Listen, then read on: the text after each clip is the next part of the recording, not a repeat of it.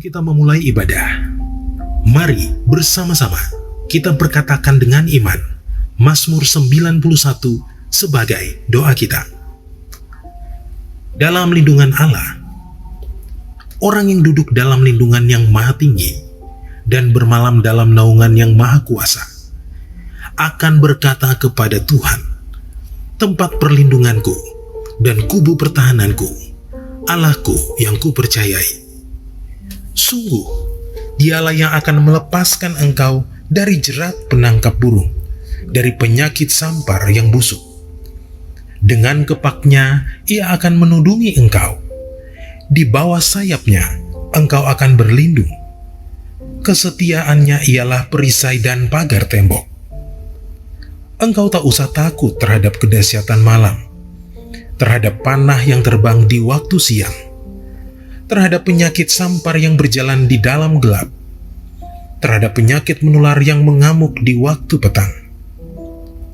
Walau 1.000 orang rebah di sisimu dan 10.000 di sebelah kananmu, tetapi itu tidak akan menimpamu. Engkau hanya menontonnya dengan matamu sendiri dan melihat pembalasan terhadap orang-orang fasik. Sebab Tuhan ialah tempat perlindunganmu, yang maha tinggi telah kau buat tempat perteduhanmu. Malapetaka tidak akan menimpa kamu, dan tulah tidak akan mendekat kepada kemahmu. Sebab malaikat-malaikatnya akan diperintahkannya kepadamu untuk menjaga engkau di segala jalanmu. Mereka akan menatang engkau di atas tangannya, supaya kakimu jangan terantuk kepada batu. Singa dan ular tedung akan kau langkahi. Engkau akan menginjak anak singa dan ular naga. Sungguh, hatinya melekat kepadaku, maka aku akan meluputkannya. Aku akan membentenginya, sebab ia mengenal namaku. Bila ia berseru kepadaku, aku akan menjawab. Aku akan menyertai dia dalam kesesakan. Aku akan meluputkannya dan memuliakannya. Dengan panjang umur akan kukenyangkan dia, dan akan kuperlihatkan kepadanya keselamatan daripadaku.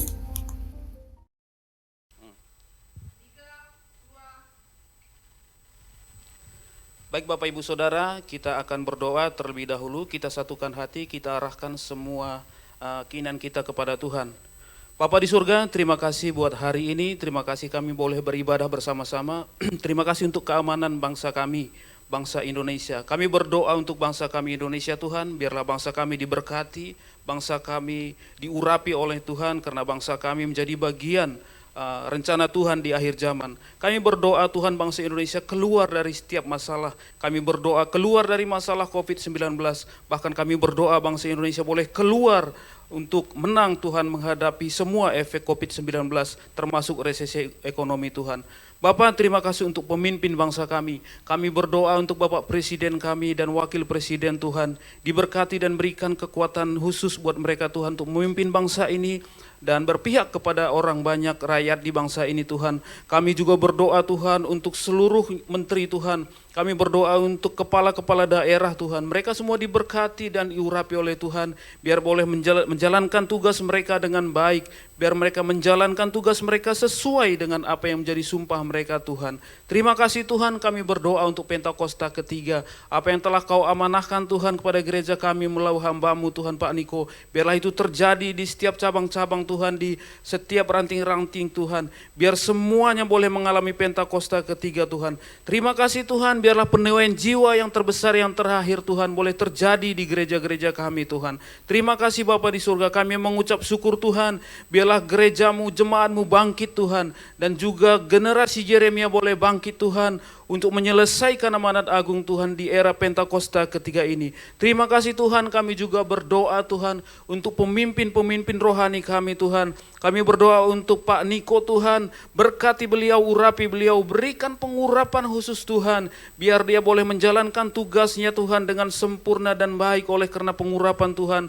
Apa yang Tuhan inginkan, apa yang Tuhan percayakan kepada beliau Tuhan, berikan kemampuan untuk menjalankannya Tuhan. Dan kami juga berdoa untuk keempat wakilnya Tuhan, biar keempat wakil boleh menopang Tuhan semua tugas-tugas Pak Niko Tuhan. Berkati keempat wakilnya, berikan pengurapan, berikan kesehatan Tuhan, bahkan sampai keluarga-keluarga mereka Tuhan jagai dan lindungi Tuhan. Terima kasih Tuhan.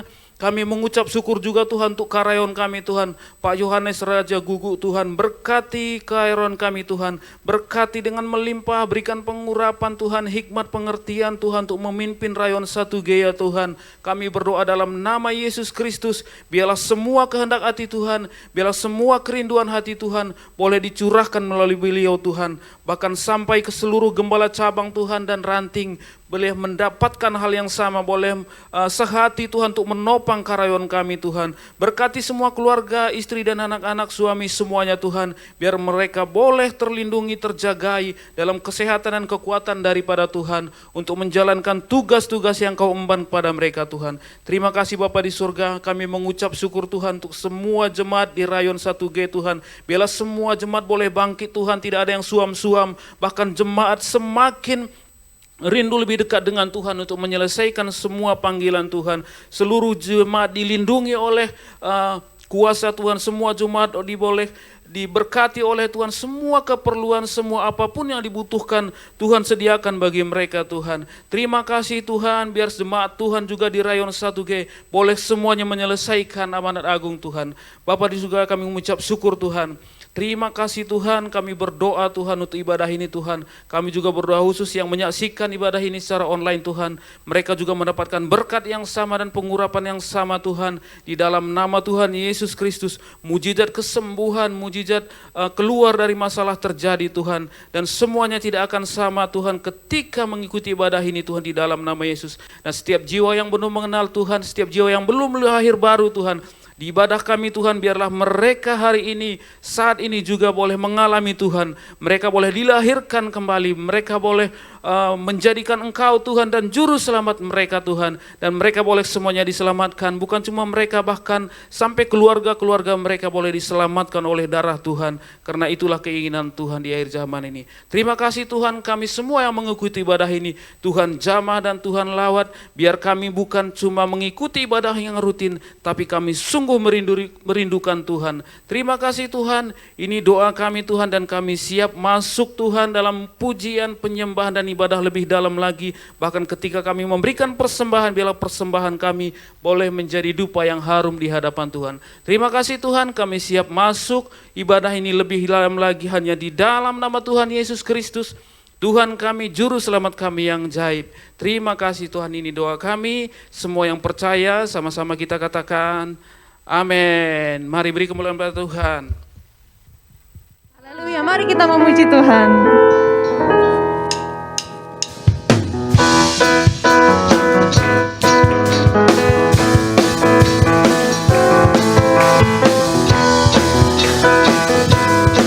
Segala puji syukur bagi Engkau Tuhan. Segala puji syukur hanya bagi-Mu Tuhan. Sebab Kau yang layak dipuja.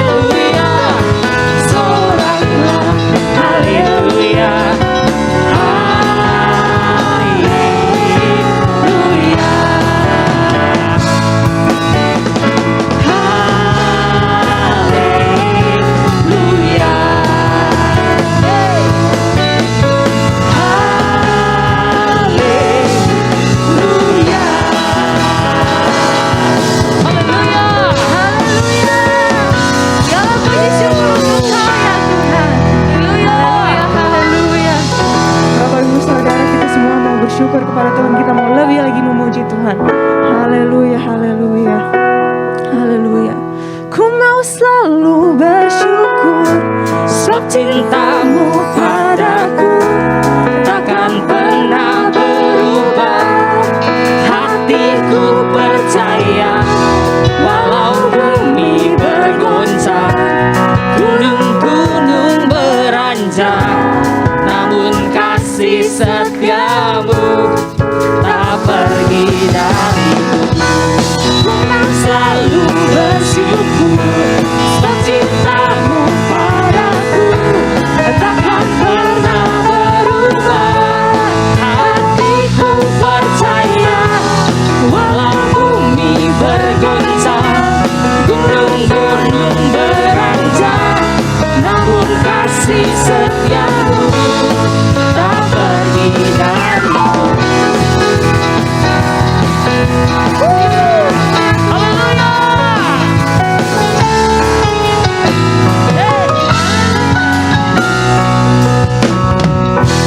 Tuhanlah kekuatan dan mazmurku,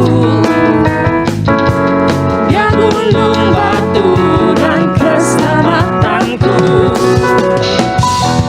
Hanya padamu hatiku percaya, Kaulah menara dan kota perlindungan. Ku mau selalu bersyukur sebab cintamu padaku takkan pernah berubah. Hatiku percaya walau bumi bergoncang, gunung-gunung beranjak, namun kasih setiamu tak pergi dariku. Ku mau selalu bersyukur sebab cintamu padaku takkan pernah berubah. Hatiku percaya walau bumi bergoncang, gunung-gunung beranjak, namun kasih setiamu tak pergi dariku. Kasih setiamu tak pergi dariku. Kasih setiamu tak pergi dariku.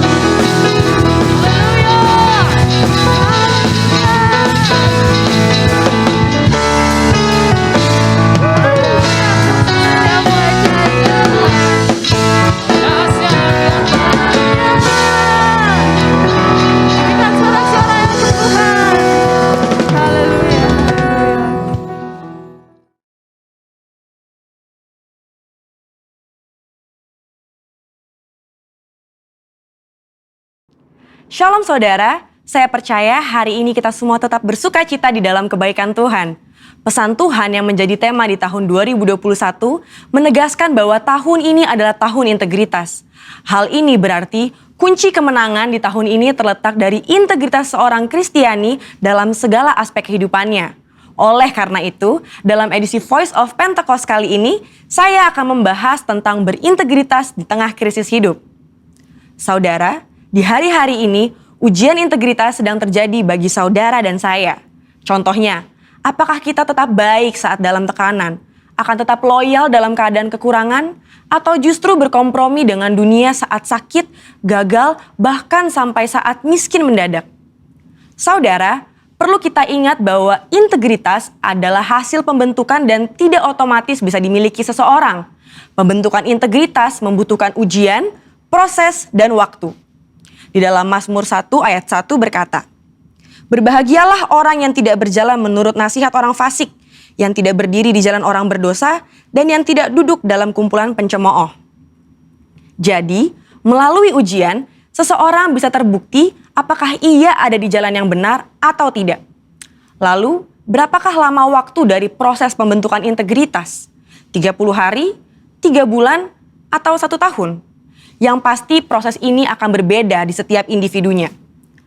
Orang yang dibentuk integritasnya memerlukan kekuatan spiritual, kejiwaan, dan fisik. Asupan ini diperlukan di awal proses, di tengah ujian, hingga akhirnya menjadi pemenang untuk berbuah. Untuk melewati proses pembentukan integritas, kita tentu perlu bertumbuh dan berakar di dalam firman Tuhan.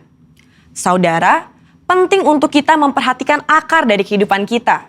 Di dalam Mazmur 1 ayat 1, pemazmur menggambarkan hidup seseorang yang benar, yaitu orang yang tidak tergoda untuk berkompromi dengan nilai kefasikan, dosa, bahkan kumpulan pencemooh. Tentunya, nilai ini dilakukan karena seseorang ini berakar di dalam firman Tuhan. Seseorang yang berakar di dalam Tuhan pasti memiliki kualitas integritas. Lalu, apa resep untuk memiliki kualitas integritas? Sesuai dengan Mazmur 1 ayat 2, kita harus menjadikan Taurat itu kesukaan dan merenungkan Taurat itu siang dan malam.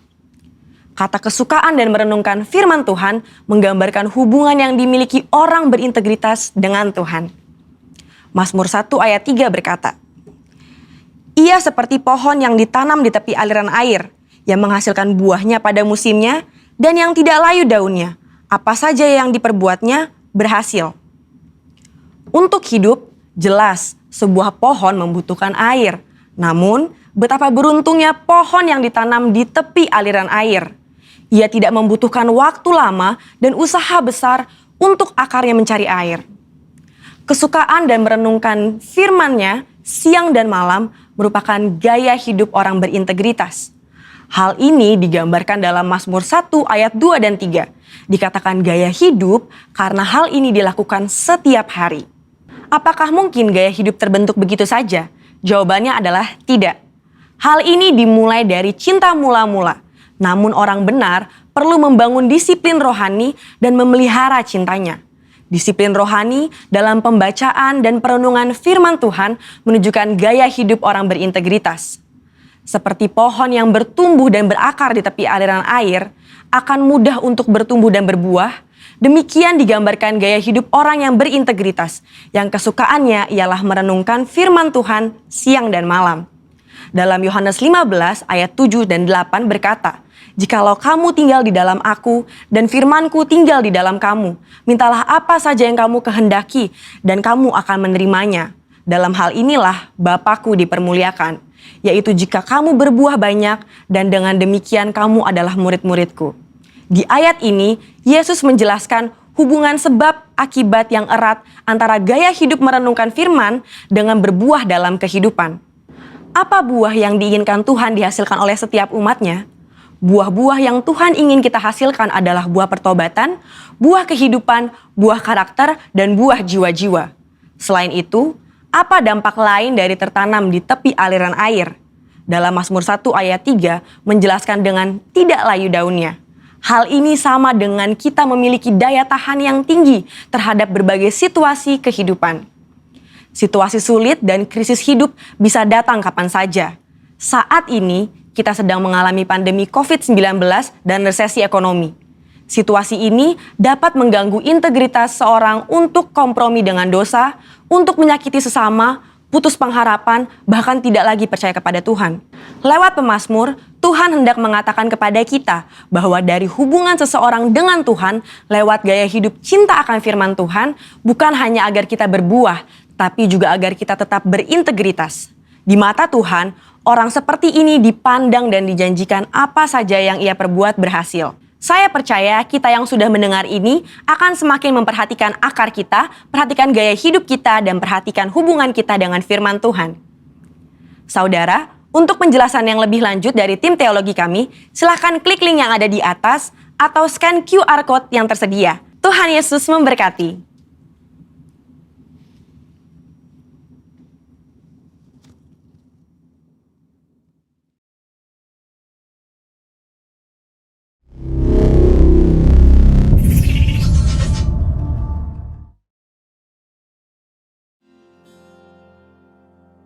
Sebelum lebih lagi kita masuk dalam pujian penyembahan dan firman Tuhan, bersama-sama kita deklarasikan Pentakosta ketiga. Pentakosta ketiga adalah pencurahan Roh Kudus yang dahsyat di zaman ini, melebihi yang terjadi di Azusa Street. Pentakosta ketiga akan mengakibatkan penuaian jiwa yang terbesar dan yang terakhir sebelum Tuhan Yesus datang kembali. Pentakosta ketiga akan membangkitkan generasi Yeremia, yaitu anak-anak muda yang dipenuhi Roh Kudus, cinta mati-matian kepada Tuhan Yesus, tidak kompromi terhadap dosa, dan akan bergerak untuk memenangkan jiwa. Pentakosta ketiga lahir di Indonesia dan bergerak ke bangsa-bangsa. Gerakan ini dari timur ke barat dan akan kembali ke Yerusalem. Pentakosta ketiga akan memberikan kuasa untuk menyelesaikan amanat agung, dan setelah itu Tuhan Yesus datang kembali. Haleluya, puji Tuhan. Mari kita sama-sama Bapak Ibu Saudara hari ini datang kepada Tuhan lebih sungguh lagi. Yang mau katakan amin. Haleluya, Tuhan ini kami, ini hidup kami bawa kepadamu hari ini Tuhan. Karena kami tahu Engkau hadir di dalam setiap hidup kami. Engkau hadir di tempat di mana kami beribadah hari ini Tuhan. Kami percaya Engkau yang berkuasa. Curahkan roh-Mu, curahkan kasih-Mu untuk setiap kami Tuhan. Karena kami tahu kami gak bisa hidup tanpa Tuhan. Hidup kami mengandalkan-Mu ya Tuhan. Karena kami tahu di dalam rencana-Mu ada perkara-perkara yang besar buat hidup kami. Tapi lebih daripada itu hari ini kami mau datang, kami mau bawa hidup kami Tuhan kepadamu. Penyembahan yang terbaik yang kami punya kami mau berikan Tuhan. Kau segala-galanya buat kami. Datanglah kerajaan-Mu, jadilah kehendak-Mu di tempat ini, di rumah kami, di mana kami duduk beribadah bersama-sama Tuhan. Karena kami tahu Engkau hadir buat kami. Haleluya. Oh, Shadaya namo ya narala balala balala balala balala balala balala ya na ya rara baya rara boya namo shana rara baya rabo.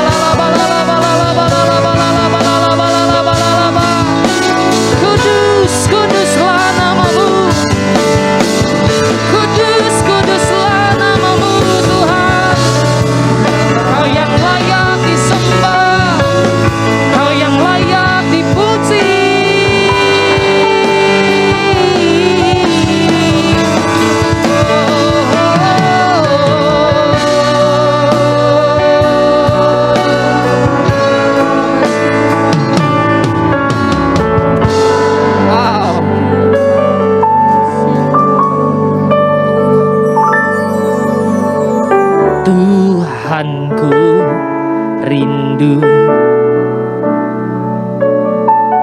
masuk dalam hadirat-Mu. Jiwaku menanti, bawaku mendekat kepadamu dalam kemuliaan yang kudus.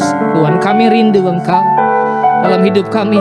Tuhanku rindu masuk dalam hadirat-Mu, masuk dalam hadirat-Mu. Jiwaku menanti, bawaku mendekat kepadamu dalam kemuliaan yang kudus.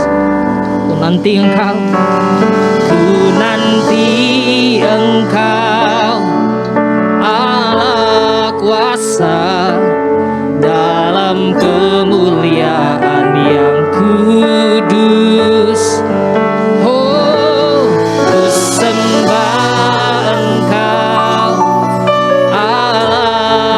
kuasa dalam kemuliaan yang kudus.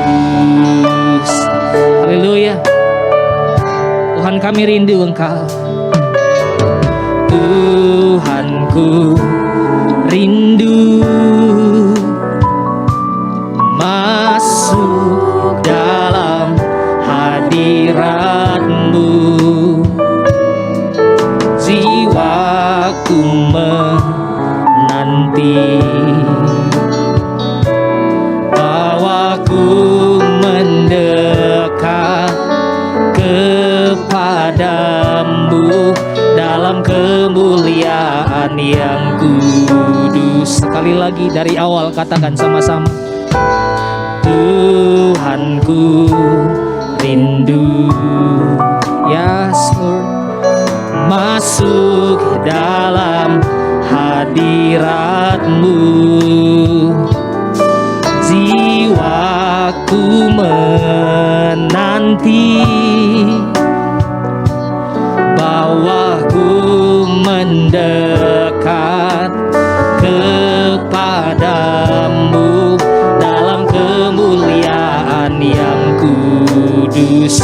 Menantikan Tuhan, ku nanti Engkau Allah kuasa dalam kemuliaan yang kudus. Sembah, ku sembah Engkau Allah kuasa dalam kemuliaan yang kudus. Ku nanti Engkau Allah kuasa dalam kemuliaan yang kudus. Oh, ku sembah Engkau Allah kuasa dalam kemuliaan yang kudus. Ku nanti Engkau Allah kuasa dalam kemuliaan yang kudus. Ku sembah Engkau Allah kuasa dalam kemuliaan yang kudus. Tuhan, ini kerinduan kami padamu. Tuhanku rindu masuk dalam hadirat-Mu, ya Tuhan, ya seluruh jiwa kami, jiwaku menanti, bawaku mendekat kepadamu dalam kemuliaan. Ku nantikan Engkau hari ini Tuhan. Ku nanti Engkau Allah kuasa dalam kemuliaan yang kudus.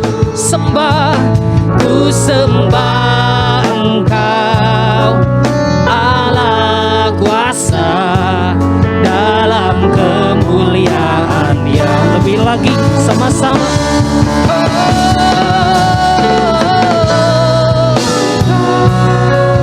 Allah kuasa dalam kemuliaan yang kudus. Kami sembah Tuhan.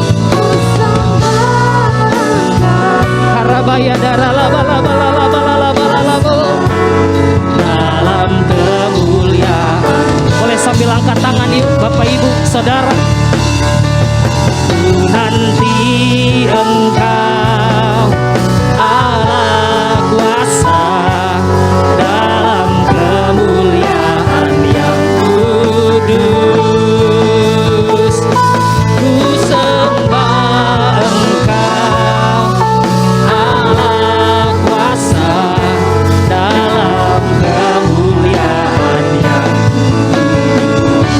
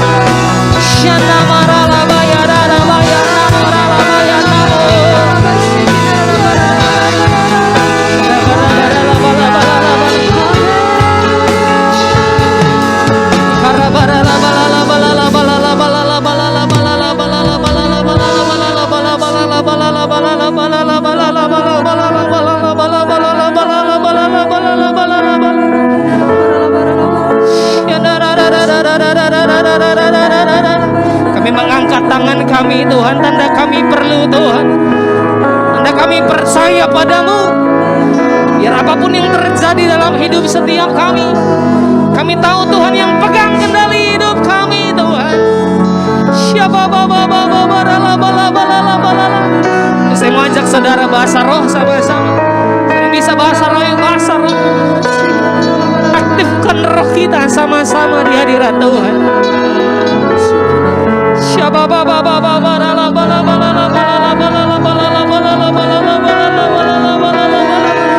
Kami gak bisa jalan sendiri Tuhan. Kami perlu kasih-Mu. Kami perlu kasih-Mu. Kami perlu tuntunan-Mu Tuhan.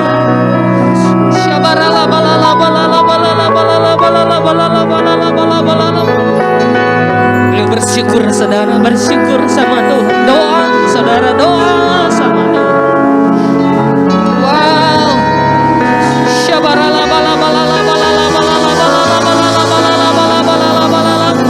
Biar hari ini kita dipuaskan dalam hadirat Tuhan sama-sama. Oh rabaya darala bala bala bala bala bala bala bala bala bala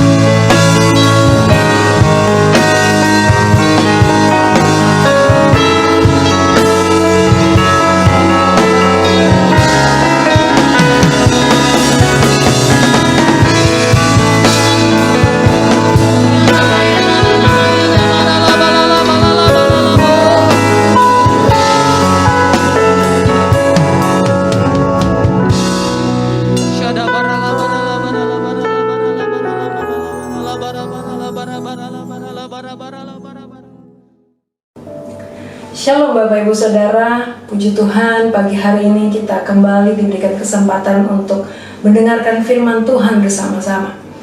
Namun sebelumnya saya ajak kita berdoa bersama-sama.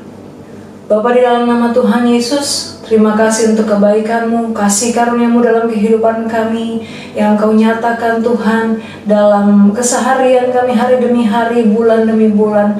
Engkau menyertai, Engkau menuntun kehidupan setiap kami. Kami mengucap syukur Tuhan. Pagi hari ini kami mau dengar firman-Mu, kami mau belajar kebenaran firman-Mu. Mari Tuhan urapi setiap kami yang mendengar, sehingga kami mengerti, sehingga kami dikuatkan kembali pagi hari ini dengan firman-Mu.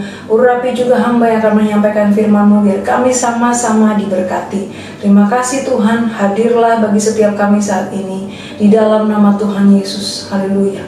Amin. Bapak Ibu Saudara, badai COVID bisa dikatakan sudah mulai mereda ya. Bisa terlihat dari kemarin beberapa hari yang lalu, kita bisa melihat arus mudik sudah sangat besar ya. Tempat-tempat wisata juga dipenuhi dengan pengunjung. Orang sudah mulai berani bepergian. Tetapi hal ini bukan berarti pergumulan kita sudah selesai. Ya, sebagian besar di antara kita masih harus merasakan dampak akibat dari pandemi 2 tahun ini. Masih ada yang bergumul dengan sakit penyakit, masih ada yang bergumul dengan masalah ekonomi, mungkin masih ada yang bergumul dengan masalah keluarga, hubungan suami istri, hubungan orang tua dengan anak. ya mungkin ada yang mengalami masalah dengan pendidikan dan lain sebagainya. Tidak ada satupun dari antara kita yang luput, tidak ada satupun dari antara kita yang bisa menghindar dari badai ini, dari pandemi ini. Tidak pandang dia anak Tuhan atau bukan, tidak pandang dia pelayan Tuhan atau bukan, kita semua terdampak.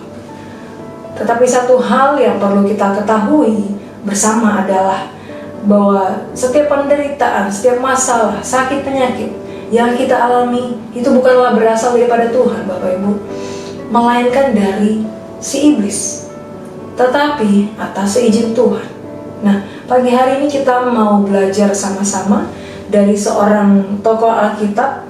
Saya percaya kita semua tahu kisah ini. Kita akan baca bersama dari kitab Ayub, pasal yang pertama.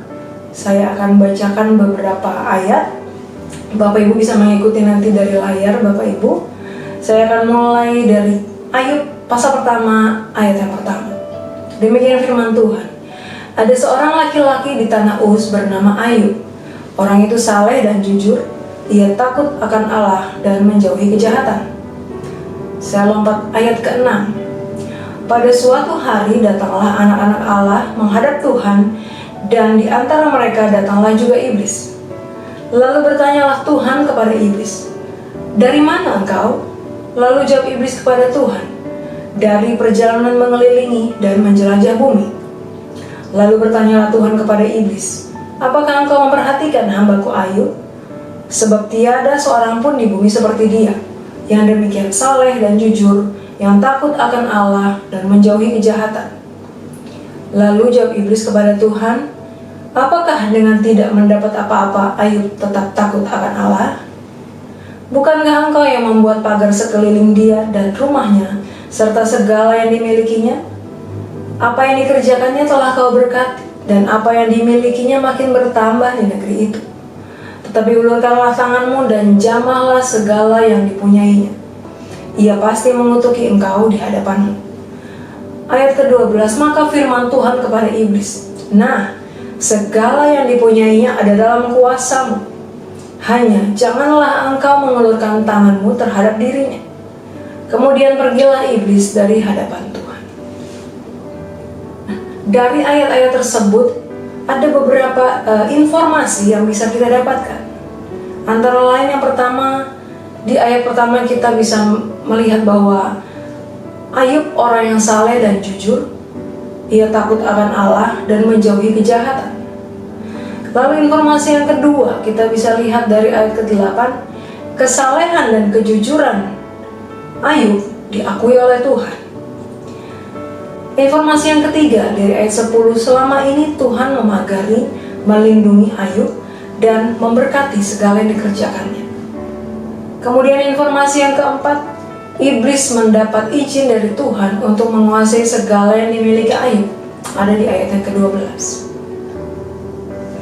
Nah, berdasarkan informasi-informasi tersebut kita bisa melihat bahwa Ayub adalah orang yang saleh, selalu dalam perlindungan Tuhan. Tetapi Tuhan mengizinkan iblis untuk menguasai apa yang dimilikinya, bukan nyawanya. Ya, Tuhan tetap punya kuasa atas hidup kita. Tuhan punya kuasa untuk mengatur iblis. Lalu kita tahu cerita selanjutnya, bahwa Ayub mengalami penderitaan yang begitu dahsyat. Bukan hanya satu, saudara, tetapi banyak. Dan itu terjadinya bertubi-tubi. Ya, harta benda habis, lalu anak-anaknya mati. Ya, kita bisa lihat di ayat 15 sampai dengan ke-19. Dan tidak berhenti sampai di situ, Bapak Ibu. Ayub pasal kedua dilanjutkan ceritanya. Mulai ayat ketiga saya akan bacakan bagi kita semua. Firman Tuhan kepada iblis, "Apakah engkau memperhatikan hambaku Ayub? Sebab tiada seorang pun di bumi seperti dia, yang demikian saleh dan jujur, yang takut akan Allah dan menjauhi kejahatan. Ia tetap tekun dalam kesalehannya, meskipun engkau telah membujuk aku melawan dia untuk mencelakakannya tanpa alasan." Lalu jawab iblis kepada Tuhan, "Kulit ganti kulit.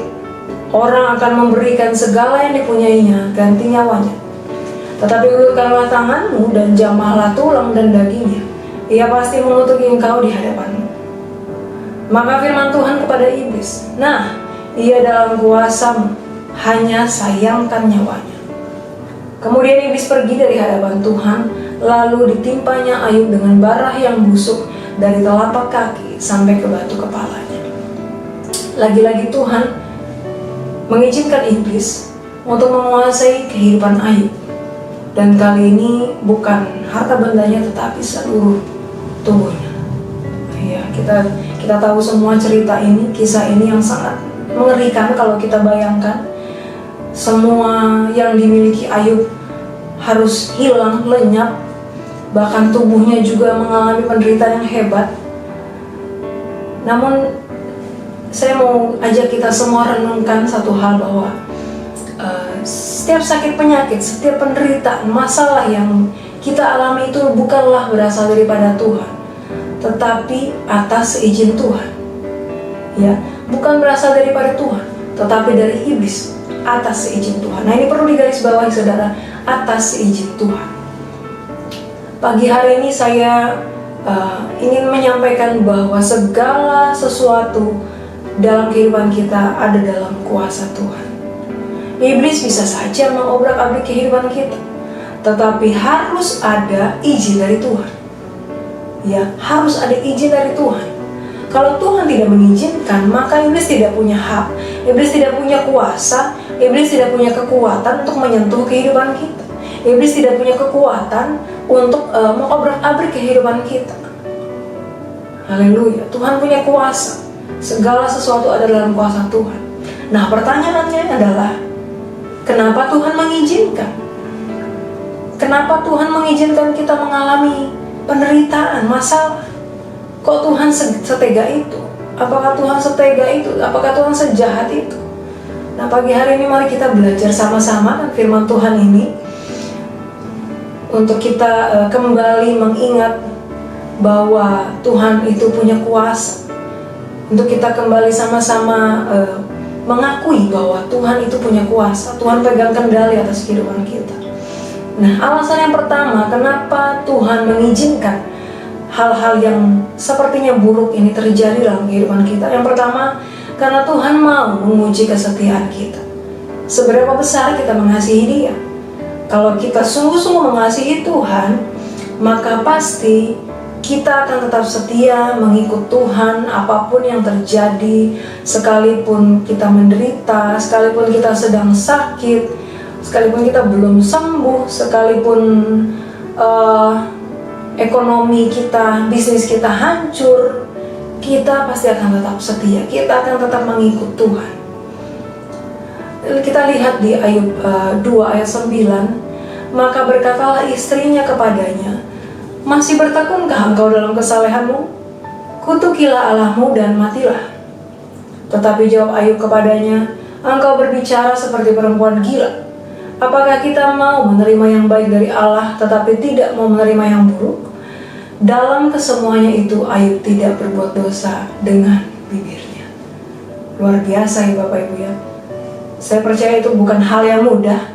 Ketika di tengah-tengah penderitaan semacam itu, Ayub masih tetap bisa bicara bahwa apakah kita cuma mau terima yang baik-baik aja dari Tuhan? Ya, dia berkata kepada istrinya.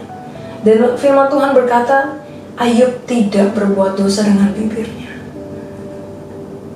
Kalau kita sungguh-sungguh mengasihi Tuhan, maka kita tidak akan pernah menyalahkan Tuhan.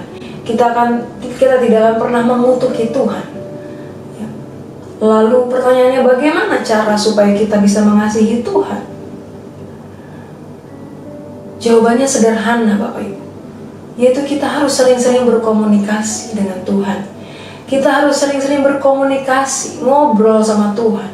Caranya bagaimana? Berdoa, baca firman. Dari firman Tuhan itu kita bisa tahu, kita bisa kenal pribadinya seperti apa. Dari firman Tuhan yang kita baca, kita bisa mengenal kesetiaannya, kita bisa tahu janji-janjinya, kita bisa tahu kemahakuasaannya Tuhan. Ya, kita bisa tahu dari firman Tuhan, kita bisa tahu apa yang Tuhan suka, apa yang Tuhan tidak suka. dan lain sebagainya. Banyak yang kita bisa dapatkan dari firman Tuhan.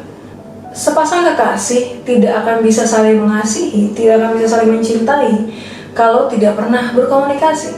Betul ya Bapak Ibu ya? Gak mungkin orang pacaran membina hubungan lalu tidak ngobrol. Atau mungkin ngobrol hanya sekedar apa kabar hari ini, atau cuma tanya udah makan belum gitu. Tidak mungkin bisa saling mengenal lebih dalam kalau hanya pertanyaan-pertanyaan basa-basi saja yang dilontarkan. Ya, tidak pernah ngobrol panjang lebar, tidak pernah tanya ini dan itu. Kita tidak tahu kesukaannya apa, tidak tahu hobinya apa, kita tidak tahu kepribadiannya seperti apa, kebiasaannya apa saja. Tidak akan bisa saling mengasihi kalau kita tidak tahu semuanya itu. Demikian juga hubungan kita dengan Tuhan. Dengan sering berkomunikasi, maka kita lebih kenal. Dan semakin kita mengenalnya, maka kita akan semakin mengasihi. Amin.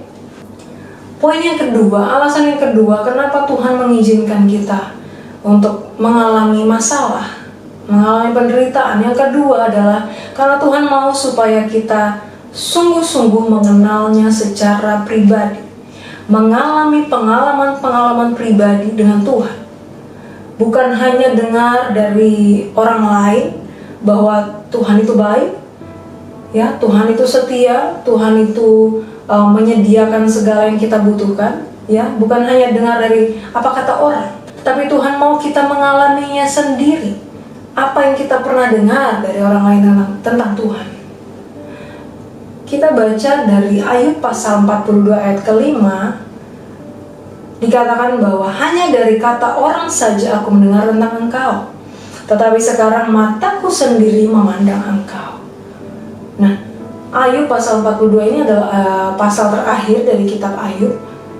Dari ayat ini kita bisa menarik kesimpulan bahwa ternyata selama ini kehidupan Ayub yang saleh itu, kehidupan Ayub yang takut akan Allah itu hanyalah berdasarkan dari apa kata orang saja. Ya, hanya karena berusaha melakukan peraturan-peraturan agama. Tetapi melalui penderitaan, melalui masalah yang Ayub alami, penderitaan hebat yang dia alami, barulah Ayub mengenal Tuhan secara pribadi. Barulah Ayub mengenal Tuhan berdasarkan pengalamannya secara pribadi dengan Tuhan. Haleluya.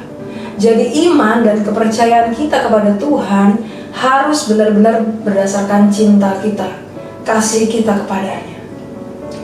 Bayangkan saudara, kalau kita mencintai seseorang, ya, hanya karena orang lain bilang, oh itu baik loh, perempuan itu baik loh, pria itu baik loh, ya, dia itu setia, dia itu benar rendah hati, hebat orangnya.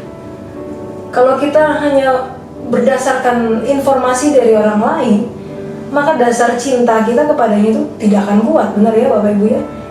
Ketika kita lihat orang itu, pasangan kita itu tidak sesuai dengan apa yang orang lain katakan tentang dia, maka kita pasti akan kecewa. Kita pasti akan sedih, mungkin marah, mungkin kesal, ya. Begitu pula hubungan kita dengan Tuhan. Hendaklah hubungan kita dengan Tuhan dibangun atas dasar cinta kita kepadanya, bukan hanya dari apa kata orang. Nah, saya mau bersaksi, ya, saya punya 3 orang anak, dan masing-masing mereka mempunyai ceritanya sendiri-sendiri. Tuhan membuat mujizat masing-masing atas kelahiran mereka. Dan yang pertama, kami sudah mempersiapkan dana, ya, menabung untuk kelahirannya, ya, karena anak pertama, jadi kami sangat mempersiapkan gitu ya. Dan kami beriman untuk anak ini lahir secara normal, persalinan normal di sebuah rumah sakit. Tetapi Tuhan sediakan berkat yang tidak kami sangka-sangka. Jadi Tuhan menyediakan berkat yang lebih begitu. Dan ternyata itu karena anak kami yang pertama ini harus lahir secara sesar. Jadi Tuhan lebih tahu yang kami perlukan daripada kami sendiri. Singkat cerita, yang kedua, anak yang kedua, kami juga mempersiapkan dana untuk kelahirannya. Dan kami juga lagi-lagi beriman bahwa anak ini akan lahir secara normal. Dan puji Tuhan, bisa lahir secara normal, persalinan normal. Ini mujizat Bapak Ibu, karena biasanya kalau sekali melahirkan dengan sesar, maka yang berikutnya harus sesar juga. Tetapi Tuhan membuat mujizat bahwa anak ini bisa lahir secara normal. Dan dana yang kami butuhkan cukup untuk persalinan itu. Tuhan memberkati sesuai kebutuhan. Lalu anak yang ketiga, nah ini tidak direncanakan Bapak Ibu. Saat itu kami sedang mempersiapkan dana untuk anak kami yang pertama mau masuk ke SD. Saya sempat stres karena memikirkan biaya lahiran nanti bagaimana, dari mana. Ya kami bergumul hebat tentang hal ini. Kami cuma bisa berdoa. Kami perkatakan janji-janji Tuhan bahwa Tuhan Allah menyediakan yang kami perlukan menurut kekayaan dan kemuliaannya. Kami perkatakan janji Tuhan bahwa pertolongan Tuhan tidak pernah terlambat.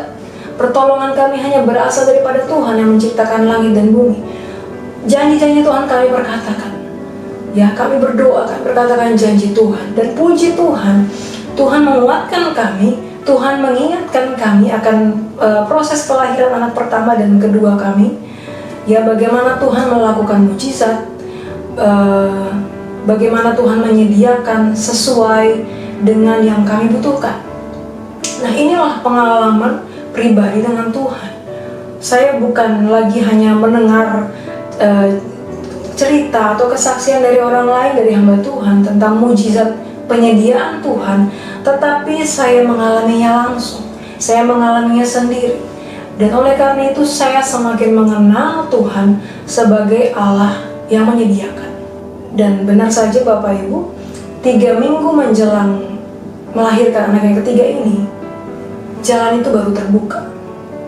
Jadi Tuhan ini menjawab doa kami bukan di bulan pertama, kedua, ketiga kehamilan atau bulan ke-6 dan seterusnya, tetapi masuk bulan ke-9 ya, sepertinya mepet sekali. Masuk bulan ke-9, 3 minggu sebelum melahirkan, Tuhan buka jalan. Ya, sepertinya menurut manusia ini udah terlambat, udah deh, gak mungkin terjadi. Tapi di dalam Tuhan tidak ada kata terlambat. Amin. Menurut manusia mepet banget, terlambat lah ini. Tetapi bagi Tuhan tidak ada yang terlambat. Tuhan lebih tahu kapan harus menolong kita. Haleluya. Puji Tuhan. Nah, saya mau dorong Bapak Ibu, mari berdoa untuk minta supaya kita semua, supaya Bapak Ibu bisa mengalami pengalaman pribadi dengan Tuhan dalam kehidupan sehari-hari. Apakah kita pernah kecewa dengan Tuhan karena mungkin yang kita alami berbeda ya, berbeda dengan apa yang diceritakan oleh hamba Tuhan, berbeda dengan apa yang diceritakan oleh orang lain. Kalau kita pernah kecewa, berarti kemungkinan besar kita belum mengenal Tuhan secara pribadi. Ya, lalu pertanyaannya bagaimana supaya kita bisa mengenal Tuhan secara pribadi? Kembali lagi ke poin yang pertama tadi, berkomunikasilah dengan Tuhan. Bangunlah komunikasi dengan Tuhan. Mari berdoa, minta sama Tuhan supaya kita bisa mengalami perjumpaan pribadi dengan Tuhan, bisa mengalami pengalaman-pengalaman rohani, pengalaman-pengalaman pribadi dengan Tuhan. Haleluya. Nah, poin yang ketiga, alasan yang ketiga, kenapa Tuhan mengizinkan kita mengalami hal-hal yang tidak enak, mengalami penderitaan, masalah dan sebagainya. Yang ketiga yaitu karena Tuhan mau, tanda petik, memamerkan ya. Tuhan mau memamerkan atau membangga-banggakan kita di depan iblis atau musuh kita. Di saat kita mengalami pergumulan, ingatlah bahwa Tuhan itu tahu pasti bahwa kita sanggup menanggungnya. Tidak akan melebihi kekuatan kita. Percayalah Bapak Ibu, karena itu sudah tertulis dalam janji Tuhan, dalam firman Tuhan di 1 Korintus 10 ayat ke-13. Pencobaan-pencobaan yang kamu alami ialah pencobaan-pencobaan biasa yang tidak melebihi kekuatan manusia. Sebab Allah setia, dan karena itu Ia tidak akan membiarkan kamu dicobai melampaui kekuatanmu. Pada waktu kamu dicobai, Ia akan memberikan kepadamu jalan keluar, sehingga kamu dapat menanggungnya. Puji Tuhan. Ini janji Tuhan yang pasti, yang sangat jelas, bahwa Tuhan akan menolong, bahwa Tuhan akan memberikan kekuatan. Ya, Tuhan tahu kita sanggup menanggungnya. Imani saja bahwa ketika penderitaan itu datang berarti kita sedang dipamerkan ya di depan iblis. Tuhan mau menunjukkan kepada iblis bahwa kita ini adalah anak Tuhan yang tidak akan mengkhianati Tuhan, ya, bahwa kita adalah anak Tuhan yang tidak akan kecewa, tidak akan lari daripada Tuhan. Itu berarti Tuhan bangga kepada kita. Tuhan ingin menunjukkan kepada iblis bahwa ini loh anakku yang saleh, ini loh anakku yang takut akan aku, takut akan Allah. Dan dengan demikian kita berkenan kepadanya. Wow, maukah saudara mendengar Tuhan mengatakan hal itu kepada kita, bahwa kita berkenan kepadanya? Saya percaya, saya yakin kita semua mau. Amin. Seperti ketika Yesus dibaptis dalam kitab Matius pasal ketiga ayat 17. Lalu terdengarlah suara dari surga yang mengatakan, inilah anakku yang kukasihi, kepadanya lah aku berkenan. Nah, apa yang harus kita lakukan supaya hidup kita berkenan kepada Tuhan? Kita akan membaca dari Roma pasal 8 ayat ke-8. Di sini jelas tertulis, mereka yang hidup dalam daging tidak mungkin berkenan kepada Allah. Ya, mereka yang hidup dalam daging tidak mungkin berkenan kepada Allah. Lalu Mazmur 51 ayat 8. Sesungguhnya engkau berkenan akan kebenaran dalam batin, dan dengan diam-diam engkau memberitahukan hikmat kepadaku. Nah, kita ini hidup di tengah-tengah dunia yang penuh dengan kedagingan, ya. Setuju ya Bapak Ibu ya. Kita tidak mungkin hidup sendirian. Kita tidak mungkin hidup dengan tidak bergaul dengan sekeliling kita, dengan tetangga, dengan teman-teman, lingkungan, dimanapun kita ditempatkan Tuhan. Dan dari antar lingkungan itu banyak yang ada yang sudah mengenal Tuhan dan ada yang belum mengenal Tuhan. Kita tidak mungkin menghindar dari lingkungan itu. Dan dengan demikian sangat mungkin bagi kita untuk kita terseret dan jatuh di dalam dosa. Mazmur 51 ini berbicara tentang pengakuan dosa. Berarti kita perlu mengaku dosa, kita perlu minta ampun kepada Tuhan setiap hari, dan berusaha hidup dalam kebenaran firman Tuhan supaya hidup kita tetap berkenan kepada Tuhan. Nah, kalau Tuhan sudah berkenan atas hidup kita, maka segala sesuatu yang baik pasti akan kita alami. Amin Bapak Ibu. Ya, kalau kita sudah berkenan, kalau hidup kita sudah berkenan di hadapan Tuhan, maka segala sesuatu yang baik pasti akan kita alami. Kalau kita berkenan kepada anak kita, maka kita akan mau memberikan dia apa saja yang dia minta. Seorang karyawan yang dibangga-banggakan oleh atasannya pasti akan menerima lebih. Mungkin itu penghargaan atau promosi, kepercayaan yang lebih, kenaikan gaji dan sebagainya. Ya, pasti akan ada berkat lebih yang Tuhan sediakan bagi orang yang berkenan kepadanya. Amin Bapak Ibu. Selalu ada tujuan Tuhan di balik segala hal yang terjadi dalam kehidupan kita. Dan tetapi bukannya kita lalu hanya diam saja ya Bapak Ibu. Ya, Tuhan punya kuasa dalam hidup kita, yes. Tetapi bukan berarti kita cuma diam saja menunggu kuasa Tuhan bekerja. Tetapi kita harus melakukan bagian kita. Apa bagian kita? Yaitu membangun komunikasi. Ya, membangun komunikasi dengan Tuhan, menghidupi firman Tuhan. Bukan hanya membaca, tetapi menghidupi. Berusaha. Memang tidak mudah menghidupi firman Tuhan, tetapi kita mau berusaha, belajar setiap hari dengan kekuatan yang daripada Tuhan. Saya mau ajak kita, ayo bangun lagi komunikasi dengan Tuhan. Mungkin hari-hari ini engkau yang sudah mulai mau mundur dari Tuhan, mungkin mulai kecewa, mungkin mulai bertanya-tanya, Tuhan kapan masalah ini selesai? Kapan masalah ini pergi dari hadapanku? Saya mau ajak, mari teguhkan imanmu, berdoa, baca firman, hidupi firman Tuhan, supaya hidup kita berkenan kepada Tuhan. Dan kita akan mengalami hidup yang dikuasai Tuhan, sehingga tetap kuat dalam pergumulan. Mari kita berdoa. Bapa, di dalam nama Tuhan Yesus, terima kasih untuk firman-Mu pada pagi hari ini.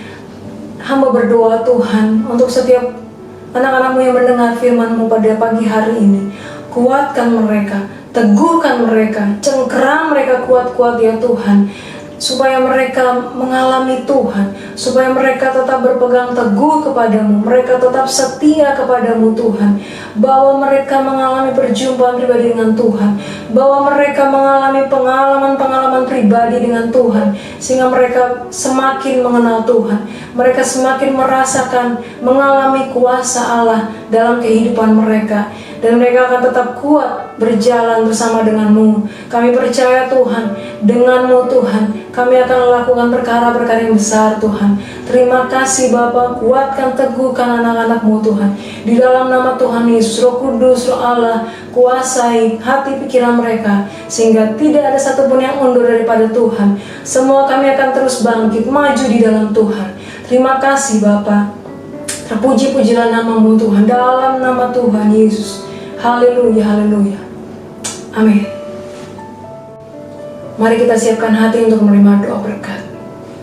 Kasih karunia dari Allah Bapa di dalam anaknya yang tunggal Tuhan Yesus Kristus, dan persekutuan yang manis dengan Roh Kudus, kiranya selalu menyertai kita senantiasa mulai hari ini sampai Maranatha Tuhan Yesus datang di kali yang kedua, menjemput kita di awan-awan yang permai, bahkan sampai selama-lamanya.